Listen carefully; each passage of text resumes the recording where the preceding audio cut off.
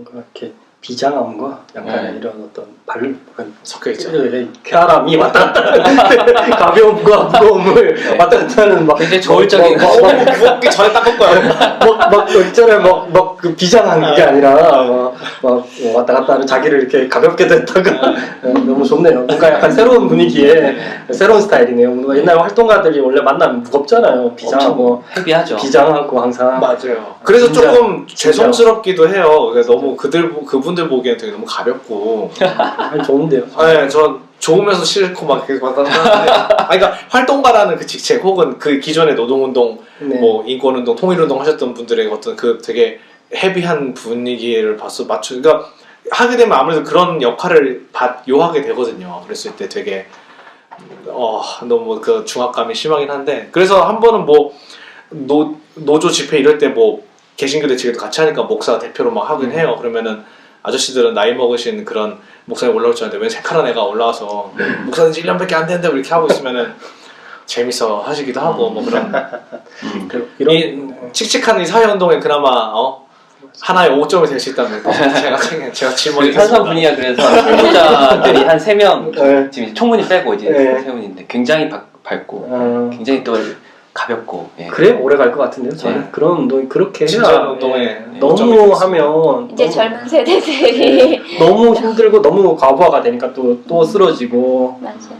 오히려 이렇게 좀 약간 일상이다 생각하고 쭉 간다 이렇게 가는 게 저는 좀 좋은 것 같아요. 네, 오래 기다렸습니다. 목사님 불러 그렇게 얘기도 많이 못 시켜서 너무 미안해요. 이제 1시간 정도 입에서 담배가 나시죠. 목이 마르시면 이제 뭐 내 마음껏 이제 얘기하십시오. 이제 좀 지금까지 모든 이야기 많이 들으셨으니까 네. 뭐 이제 요즘 이제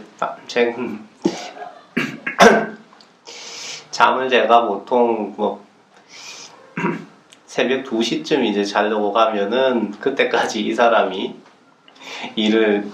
컴퓨터를 붙잡고 열심히 일을 하는 경우가 보통이거나 두 분은 사실 근데 부부시죠. 이제 말합니다. 이제 두 분은 사실 부부입니다. 이제야 말할 수 있다. 그냥 이 사람이 작업해야 되니까 한방에서 작업해야 되니까 불 켜놓은 상태에서 제가 먼저 자면은 이 사람이 일 다 끝내고 와서 자거나 몇 시에 되는지 모르죠. 아니면은 어떤 날에는 계속되는 일에 지쳐서 이 사람 가보면은 이 사람이 먼저 침대에 들어가서 골아 떨어져 있어요. 그래가지고 그 골아 떨어져 있으면은 제가 가서 이제 잠자리 들거나 이런 날이 대부분인데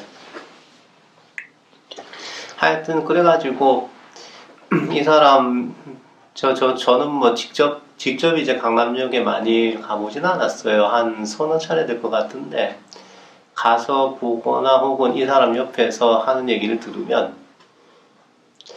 저도 이제 말하자면은 사회운동, 기독교 사회운동의 예비역 정도는 되는 셈인데 제가 접해본 운동치고 이렇게까지 어떤 조직이 안 붙고 베테랑이 안 붙은 경우가 있었나? 라는 생각을 해요. 말 그대로 뭐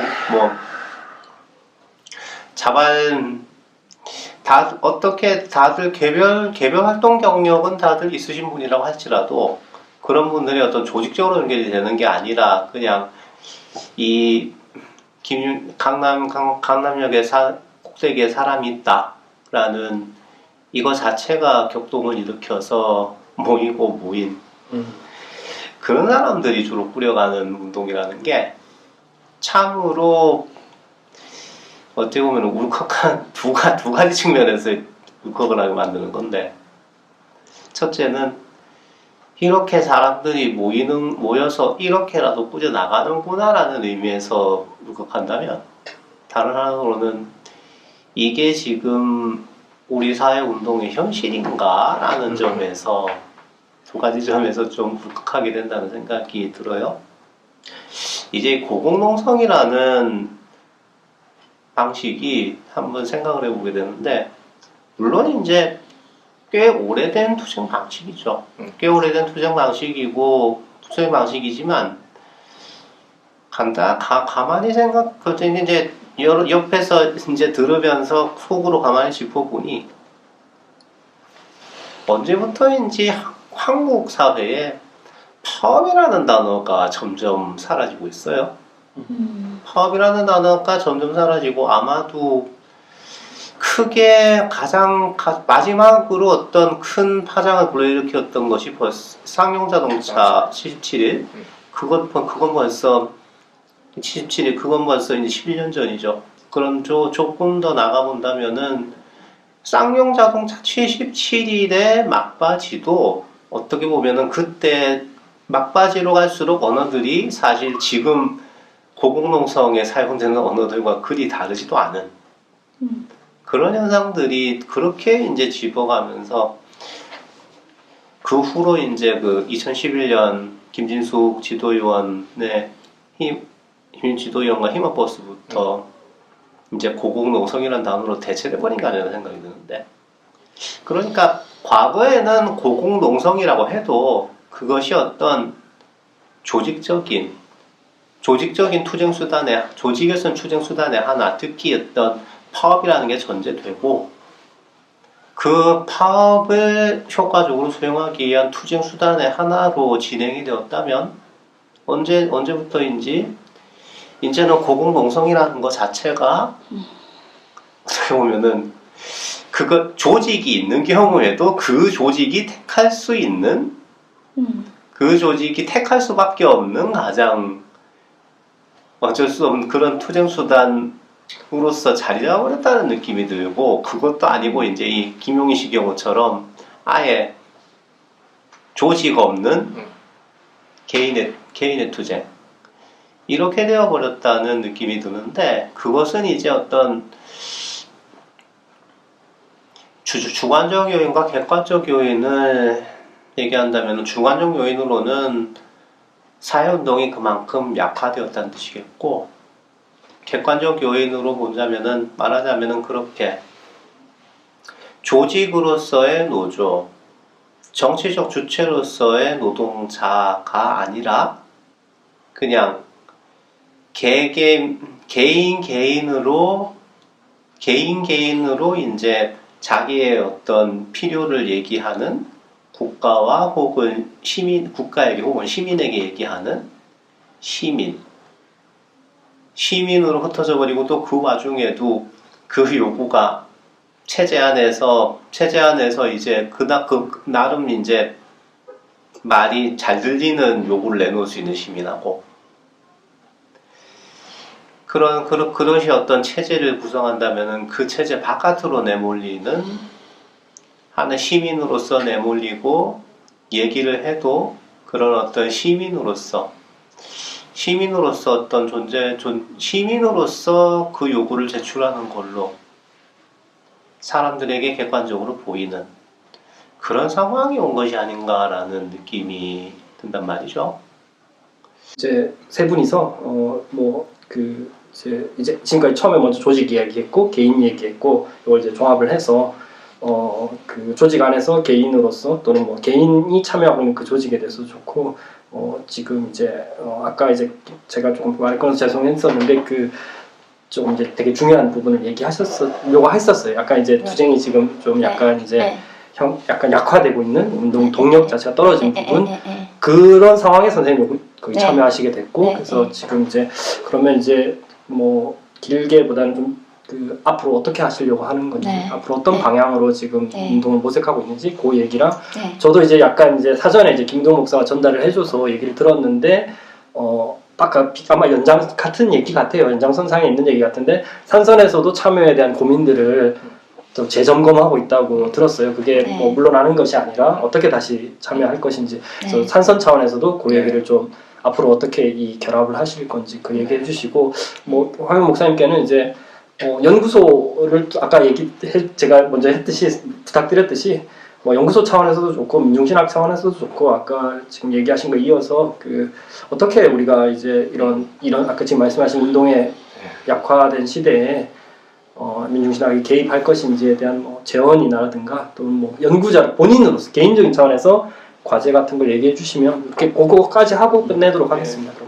그래서 이제 4월 달에는 좀 집중 투쟁을 해서 300일 고군농성 300일 되는 날 이제 차량 행진 시위를 해서 차량 한 뭐 150대 정도 하고 인원 한 300명 정도 해가지고 했는데 전국에서 이제 계속 3월 달에 이제 조직했던 그런 이제 단위들 중심으로 해서 뭐 거제도 뭐 부산, 울산, 뭐 전주 또 제주, 강원, 대전, 뭐 충북, 뭐 경기도에서 뭐 수원, 인천, 뭐 오산, 화성 뭐 등등 해가지고 전국적으로 왔어요.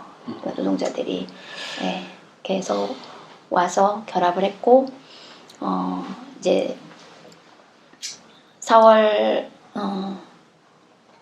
그리고 이제 4월 13일에 외신 기자회견을 했어요. 외신 기자회견 프레스센터 빌려가지고 했고 뭐 뉴욕타임스랑 뭐 일본의 뭐 도쿄 신문이나 뭐 또 주니치 신문 뭐 이런 해서 한 10군데 정도 왔고 뭐 YTN 국내까지 해가지고 개인 유튜버들도 좀 오고 그래서 이제 뉴욕타임스 기사도 4월 20일에 나왔고 김영희 동지가 이제 300일까지 기다렸는데 삼성에서 아무런 응답이 없기 때문에 301일째부터 단식에 들어갔었어요. 그래서 한 13일 정도까지 단식을 했는데 그래서 이제 그 단식을 시작할 때 우리가 동조 단식 뭐 페북에서 좀 동조 단식 움직임이 있어서 그거를 동조 단식을 이제 우리도 같이 하면서 그걸 조직화해서 신문 광고 내는 후원금 그걸 해가지고 신문 광고 일면에 광고를 낼 수 있는 돈을 모았는데 이제 그거를 두 군데 나눠서 냈어요. 경향하고 한겨레 일면은 아니지만 경향은 3면 냈고 한겨레는 4면 내고 그래서 이제 그것도 내고 그런 식으로 이제 많이 알리고 뭐 해서 이제 어느 정도는 좀 이제 삼성의 압박을 계속 가해 왔는데 압박을 더 가할 수 있는 그게 됐고 준법감시위도 3월 27일에 이제 준법감시위원장을 저희가 만났어요. 그래서 또 이제 좀 압박을 하고 그런 식으로 이제 뭐 쭉 활동해왔고 이제 5월 달에는 지금 우리 중요한 4월 25일 토요일 이번 토요일에 1시에 집회가 있어요. 집중 집회가 있고 뭐 목표는 한 500명 정도를 좀 모으는 게 목표인데 그래서 어디서 하나요? 토요일인데 네. 일단 1, 2, 3부로 돼요. 1부는 삼성을 향해 진군하라. 삼성공화국을 하기 위한 건데 이제 삼성 8번 출구 강남역 8번 출구에서 모여서 거기서 이제 간단하게 그 연대자들하고 그다음에 이제 그 발언이 있고요. 그다음에 공대의 대표 발언이 있고요. 그다음에 이제 그 삼성 그 본관 주변에 그 이제 우리 삼성 피해자 공동 투쟁이 주체예요. 그래서 보안모 농성하는 곳이 있고 또 가천 철대에 농성하는 곳이 있어요. 그래서 이제 삼성 본관 주위를 이렇게 돌면서 그 거점을 들러서 이제 과천 철대위원장 발언 듣고 그다음에 보안모 또 발언 듣고 그러고 나서 이제 고등법원으로 행진할 거예요. 고등법원까지 행진해서 고등법원에 가는데 그건 이분은 이제 그 이재용을 구속하라. 이재용 구속에 대한 부분이고요. 그래서 고등법원에서 발언할 거고요.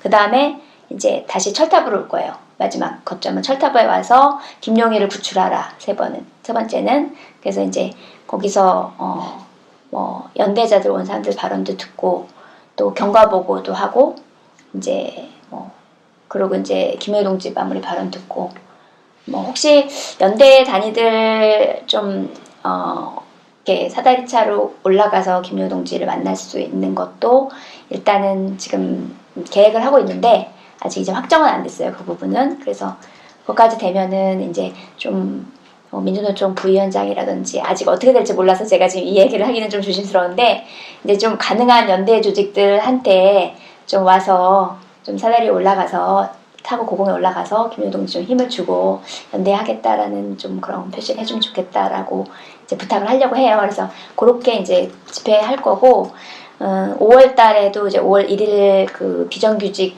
그 집회가 있어요. 거기에 결합해서 또 우리 투쟁 조직적으로 결합해서 우리 투쟁 알려낼 거고 5월 달에는 반드시 김영동지가 땅에 내려올 수 있도록 우리가 최선을 다하려고 하고 이제 우리 단기적인 목표는 김영동지가 하루라도 빨리 내려와야 돼요. 왜냐면은 거기서 하루를 버티는 게 너무 고통스러워요. 제가 가서 보니까 저희 이거는 뭐 하루하루가 너무 힘들기 때문에 가능한 빨리 내려올 수 있도록 최선을 다해서 우리가 이제 해야 되는 게 단기적인 목표고.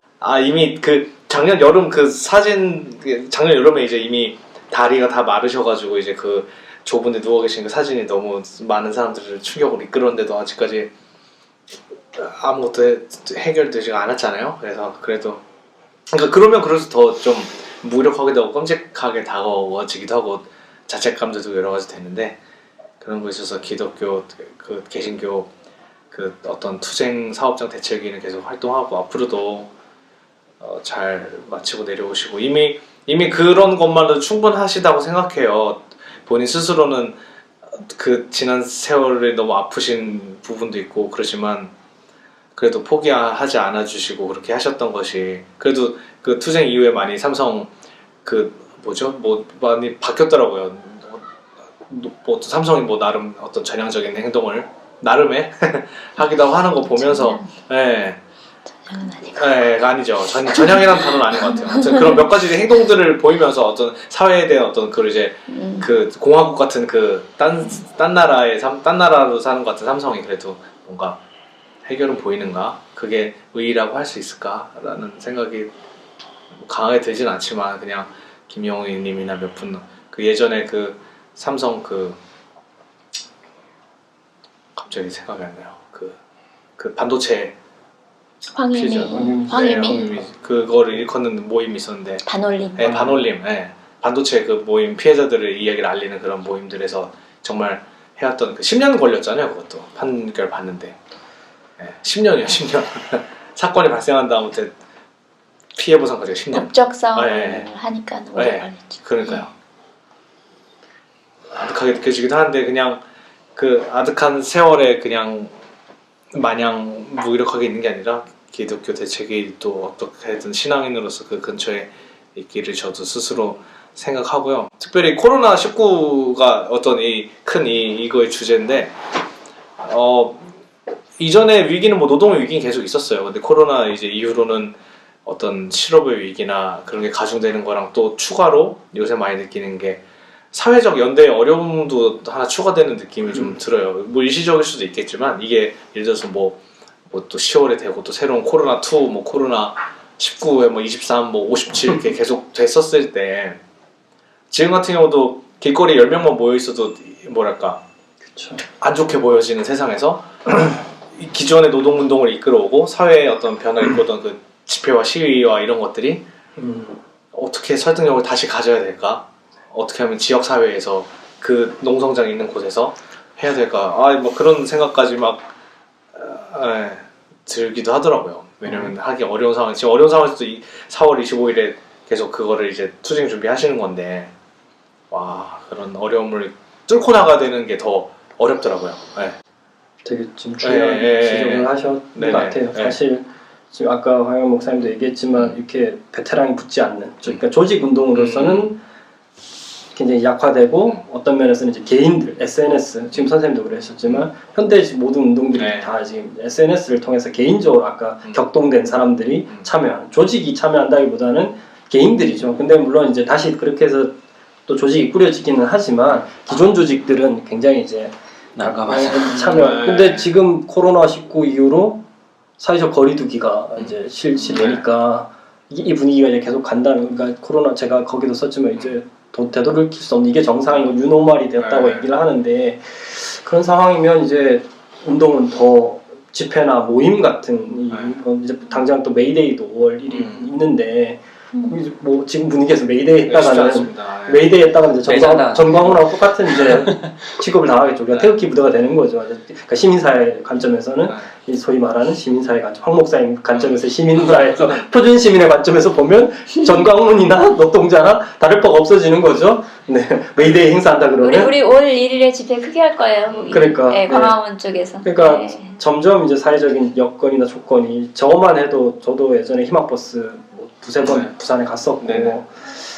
근데 지금 뭐 희망버스 같은 분위기조차도 그때는 희망버스가 있으니까 거기에 대해서 비판이라도 하고 뭐 순례하러 간다 뭐 영적 순례다 막 약간 이제 농권 그런 비판적인 담론도 있었어요. 일종의 자기 정화하러 가는 거다 뭐. 근데 뭐 지금은 그것도 아쉬운 개인적으로 그래요. 솔직히 말하면 강남역이 차라리 희망버스처럼 그런 조직이라도 다니가 이렇게 좀 근데 이게 노조라고 하는 것이 이게 이 김용희 씨 아까 얘기했지만 김용희 씨 투쟁 자체가 해고 복직 뭐 맞지만 뭐 사실은 이제 근본적으로 사실 노조할 권리를 달라라는 인정해 달라는 요구인데 이건 아까 얘기하셨지만 삼성의 근간과 부딪히는 일시적인 어떤 뭐 산업재해나 일시적인 해고자 복직이 아니라 삼성의 근간, 삼성의 전제인 걸 사실은 이제 부정하는, 투쟁하는 거잖아요. 그런 의미에서 저희가 이 사건 사실 주목하고 아까 뭐 제가 말할 건 죄송하지만 아까 이제 그 학생 선생님 얘기하셨지만 일종의 이제 그 김영희 선생이 일종의 그 기존 노동운동 조직 단위 그러니까 대표성을 띠고 있는 조직 노동운동에 대한 약간 불신을 가지고 계시다. 어느 협상과 이게 타협 또는 어떤 해결을 하는데 이분이 가지고 있는 근본적인 요구와 이 운동 단위가 고민하고 있는 어떤 해결이라고 하는 우리가 소위 말하는 솔루션과 이분이 가지고 있는 솔루션이 아닌 이분이 가지고 있는 클레임이 충돌하는 거예요. 어떻게 보면 사실은 제가 우리 김윤동 실장이 조율하는 과정에서 그 이야기를 해주더라고요. 저한테 그런 부분이 있다. 그럼 더더욱 해야 되겠다. 우리가 이 포럼을 지금 진행해야 된다. 이걸 우리가 외면하고 어떻게 한 발짝이라도 더 나가겠느냐. 그러니까 솔루션과 이 클레임 사이에서. 그래서 저는 김용희 씨 투쟁이 되게 의미가 있는 게 이분이 솔루션을 원하는 게 아니라는 거예요. 이분 지금 나이도 그렇고 진짜 복직이나 이게 아니라 맞아요. 아주 근본적인 요구를 하고 있잖아요. 노조할 권리를 달라. 그러니까 노조할 권리가 아니라 이게 이제 막스가 썼던 용어로 하자면 이제 노동에 대한 권리거든요. 노동에 대한 권리. 노동 자체를 내가 결정할 권리. 일을 하든 말든 또는 노동의 산물을 전유하는 문제까지. 그러니까 그게 이제 노조도 포함되는 아주 근본적인 권리. 그게 이제 1848년 또는 1860년대 이 프랑스에서 일어났던 혁명이 파리 고민 이런 것들이 무자비하게 진압된 근본적인 이유였어요. 그때도 뭐 별거 없었어요. 그냥 복직 일하게 해달라는 거였어요. 국민 작업장에서 일하게 해달라는 거였는데 그때 그 중에 급진주의자들이 끼어들어서 뭘 요구했냐면 노동에 대한 권리를 요구했거든요. 그러니까 노동의 산물부터 시작해서 노동 그 과정까지 모두 다 노동자에게 권리를 넘겨달라. 그러니까 사실 전부 자본은 그걸 어떻게 해석했냐면요. 노동에 대한 권리로 해석한 게 아니고 자본에 대한 권리. 자본에 대한 권리가 노동에게로 자본가가 갖는 게 아니라 노동이 자본의 일부니까 포함한 자본 전체에 대한 권리를 노동이 갖겠다라는 요구로 자본이 받아들였어요. 그래서 다 죽여버렸거든요. 저는 김용희 씨의 투쟁이 우리 시대에 거의 잃어버린 단어, 그러니까 복직, 뭐 해고 철회, 뭐 이런 의미가 아니고 저한테는 그렇게 받아들여요. 노동에 대한 권리. 그러니까 이 급진주의가 잃어버린 노동에 대한 권리이자 사실은 뒤집어 막스가 해석한 대로 막스가 분명히 쓰거든. 막스가 썼던 프랑스에서의 계급투쟁 같은 글에서 이렇게 얘기하고 노동에 대한 권리는 노동자들은 잘 이해 못하는데 자기들이 말하고 있으면서 이 말의 의미를 모르는데 자본가들은 정확히 알아듣고 있다. 그 말을. 자본에 대한 권리다.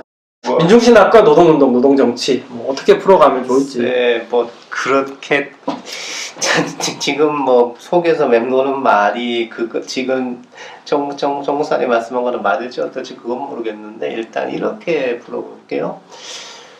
코로나19에 관련된 여러 얘기 중에 조금 최근에 이제 저한테 계속 머리에 남는 얘기가 어차피 여기 정택 특히 이제 정택 목사하고 친구지만 독일에 있는 김강김용 씨가 쓴 두 편의 글이 좀 많이 고민하게 하는데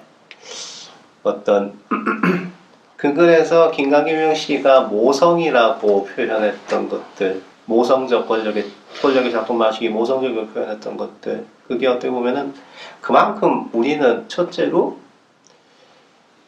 권력의 작동이 그만큼 개인 시민으로서의 한 사람 한 사람과 상당히 가깝게 작동하는 것이 가능하다. 그리고 두 번째로 그래서 그것과 연동지어서 권력의 작동 방식이 상당히 말하자면은 소비자의 요구를 받아들이는 서비스업의 자세로 그 이제 김경민 시기 중에 이런 게 있죠. 면허증을 받으러 갔더니 한국에서는 뭐 가자마자 몇 시간? 1시간이라 그랬나? 어쨌든 바로 나왔는데 독일에 갔더니 12주 걸렸다더라 라는 그 얘기로 대변되는. 그러면은 이제 그게 이제 어떻게 고민이 되느냐면은 조금 전에 제가 했던 얘기와도 연결이 되는데 우리에게 유효한 정치적 주체의 단위는 아직은 개인 이외에는 없다는 것 아닌가. 그리고 그런 좀 더 주체가 나오는 소비자로서의 개인.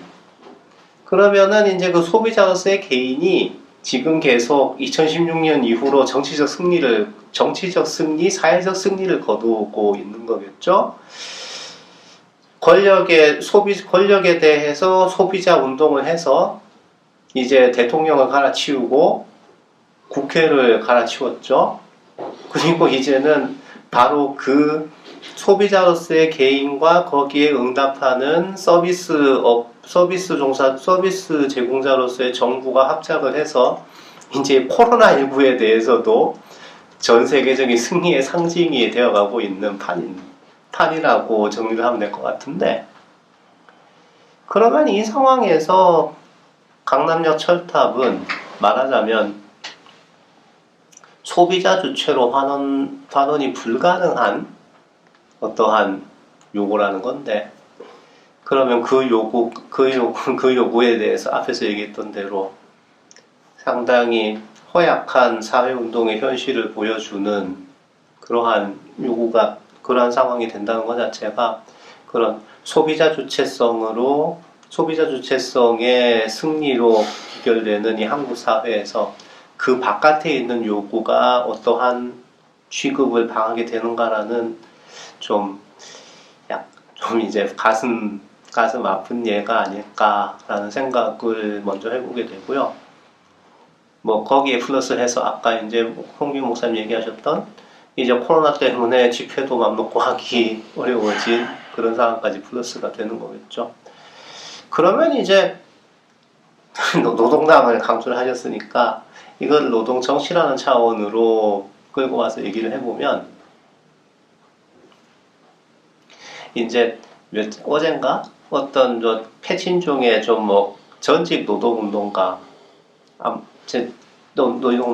민주노총에서 중앙 간부까지 좀 고위 간부까지 지내신 분의 페북을 보겠는데 그분이 이런 얘기를 해놨어요. 요즘 젊은 노동 간부들을 만나서 얘기를 해보니까 이 노조 간부들이 정치라는 걸 하나같이 어떻게 배웠냐? 낙곰수에서 배웠대요. 그러니까 말하자면 낙곰수야말로 방금 얘기했던 소비자 주체성으로서의 개인의 정치에 극단화된 형태겠죠. 그 극단화돼서 플러스 팬덤 형태로까지 나가게 된 정치일 텐데, 그러면 이제 사실 한국에서 어떻게 보면은 소비자만으로서가 아닌 정치 주체로서의 노동자를 해보고자 했던 게 진보정당 운동이었을 텐데, 어떻게 보면은 20대 총선의 결과는 이제 적어도 이미 사실은 드러나고 있었던 거에 확인 사살이 측면이 강하겠지만, 어쨌든 그 노동 정치를 해보고자 하는 입장에서도 받는 느낌이, 이제 어떤 지금까지 했던 방식, 지금까지 우리가 노동 정치하는 사람들이 노동자를 정치적 주체로 세우려고 했던 방식들은 이제 뭔가 실패라는 것이 확정되었구나라는 하나의 확인사살의 결과가 아닌가라는 그런 느낌이 그런 느낌을 솔직히 말해서 받게 되고요. 그런데 이제 거기에 관해서 계속 언급하게 되는 것이 사실은 사회운동 약화라는 얘기를 계속 해왔지만은 언제부터인지 사회운동도 진보정치, 사회운동에서 조금 사실 진보정치라는 건 한국 사회운동 안에서도 주류는 아니었고 야당이었겠지만 비주류로서 사회운동의 비주류로서의 진보정치도 언제부터인가 그 노조 간부가 낙공수에서 정치를 배운다고 하는 것처럼 그렇게 소비자 주체로서의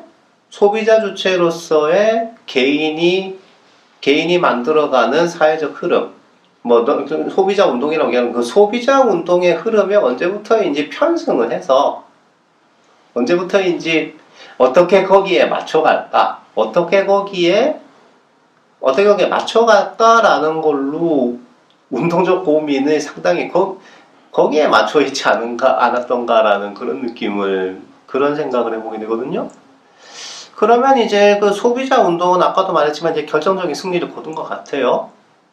대통령을 탄핵하고 국회를 장악하고 그리고 이제 코로나와의 싸움에서도 어느 정도 이제 성과를 거두면서 결정적인 승리를 잡은 것 같은데, 그러면 이제 이 상황에서 우리가 갖고 있는 적인 정치에 대한 문법은 사실은 그 소비자 운동과 소비자 운동의 사회 운동이 적절하게 편성하면서 거기에 달아주었던 문법의 정치적 명분이 이제 내부적으로는 소비자 주체의 요구로 가득 차면서 어쨌든 거기에 달아줬던 명분이 이제 뭐 흔히 얘기하면 뭐 진보 대 보수 혹은 뭐